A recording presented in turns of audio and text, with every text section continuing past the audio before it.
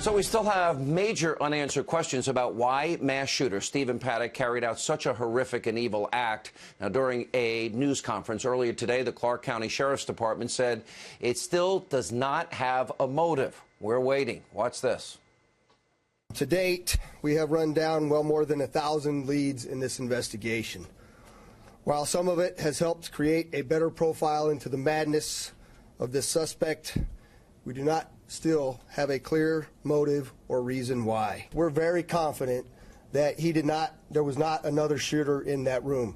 What I cannot confirm to you today, and what we continue to investigate, is whether anybody else may have known about this incident before he carried it out. Now, senior law enforcement officials, they're telling NBC News that a cell phone charger was found in the gunman's room, but it doesn't match any of Paddock's mobile phones. And they're also reporting that records show that during a time when Paddock's car left the hotel parking garage, one of his key cards was used to enter his hotel room. Interesting nuggets. Now, the Clark County Sheriff's Department did, however, say they were not aware of that information. There's also a report tonight from CNN that the gunman traveled overseas on over 20 cruises. And earlier today, the Sheriff's Department knocked down speculation that Paddock had been radicalized. Let's watch this. We have looked at everything, literally, to include the suspect's personal life, any political affiliation, his social behaviors, economic situation, and any particular or potential radicalization that so many have claimed. We're also aware, of course, that ISIS has repeatedly claimed responsibility, which today I can tell you that we have no known nexus to. Also, according to the AP, Stephen Paddock bought 1,000 rounds of what is known as tracer ammunition. That was a week before carrying out this mass shooting. Now, those rounds were found in Paddock's room, but authorities have yet to determine if he used them during this attack. Now, the report also says that the police found a document at the crime scene with the name of the Arizona man who allegedly sold Paddock those tracer rounds. Also, the New York Times reporting that Paddock, he called Mandalay Bay security twice the night before the shooting rampage. He was complaining about loud music coming from the floor below him. And law enforcement has found an SUV belonging to Paddock that they were searching for. Now, the motive for this terrible tragedy still remains a mystery. And also tonight, in the face of the pure evil that we saw in Las Vegas, America, this country, is learning some very valuable lessons about coming together and unifying. However, despite the tragedy and despite the fact that people are still in the hospital, they're fighting for their lives, well, predictably, there are people on the left, Democrats, celebrities, liberals, in the mainstream media. They continue to politicize this tragedy. Beyond shameful. Now, because this is not what America is all about. Those people should know better, but they continue to politicize what happened anyway, every day. And tonight, I want to focus on what America should be doing now to help and support the great people in Vegas. Now, earlier in the week, we showed you this incredibly powerful moment. This was just 1 hour before the shooting started in Las Vegas. See that? Big and Rich on the stage. Crowd is singing in unison. God bless America. They're holding up their cell phones together. Now, those people, they're not Republicans there. They're not Democrats, liberal, or conservatives there. They're Americans. They're singing God bless America, and they're singing it in unison. And it didn't matter to the shooter who they voted for. He wasn't asking for ID cards. He wanted dead Americans. He wanted to shatter lives.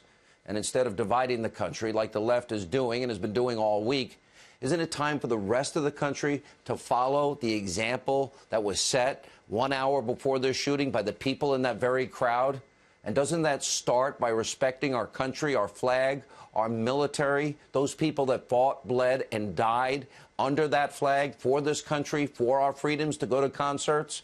And by the way, even after this terrible tragedy on Sunday night, 2 players on the Kansas City Chiefs, they still refused to stand for the national anthem in Monday Night Football. Now, the stadium did honor the Vegas victims with a moment of silence, but those players still didn't rise for the Star-Spangled Banner. I think it's a huge mistake. If they really wanted to make a statement, they should have come together. Let the 58 Americans who were killed and their families and the nearly 500+ injured, let them know that their country fully supports them. And last night, during Thursday Night Football, all players finally stood for the anthem We're going to see what happens this football Sunday. But for the players, those of you that still refuse to stand, maybe you should look at this video of Thomas Gunderson. He was on this program last night. We went to see him in the hospital after he stood to greet President Trump and the First Lady, even after being shot in the leg. Gunderson later wrote this very powerful message on his Facebook page, quote, "I will never lie down when the president of this great country comes to shake my hand. There may be plenty of issues in the country, but I will always respect my country, my president, and my flag. Shot in the leg or not, I will stand to show my president the respect he deserves." Doesn't sound like he will be turning down an invitation to the White House, but it's an example every American should follow. No, we're not a perfect country, but you know what? We're still all Americans. And Thomas Gunderson, he wasn't playing politics. He was focused on healing and unity. And those that continue to divide this country, you should listen to the stories of just some of the heroes from the Vegas shooting. Just take a look at this and pay really close attention because it shows America's greatness, America's goodness. Take a look. My buddy that was standing right next to me said, "I'm hit." And then we knew it was real. Most people started scattering and they climbed the fence, but I had to stay with my buddies. There was lots of, awesome military, ex-military people that were trained, so we got them compressed, and that's, kept compression on his chest. Everyone who I thought, has passed on, they have an article of my clothing covering their eyes, covering part of their body. Everyone who I saw breathing, I hope, man. I went back inside, and it's just something that we do.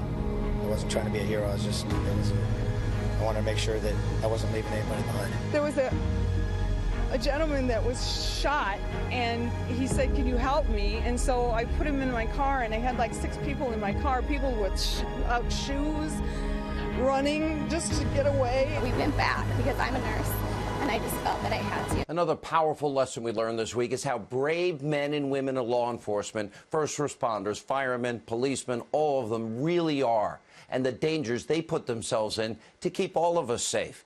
Take a look at this body cam video of Las Vegas police officers.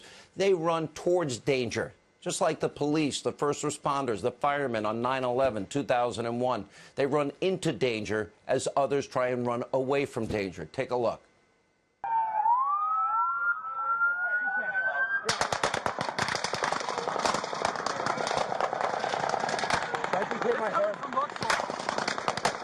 Go that way, go that way, go that way.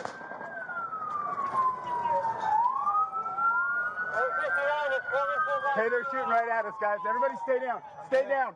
Where's it at? North of the Mandalay Bay. It's coming out of a window.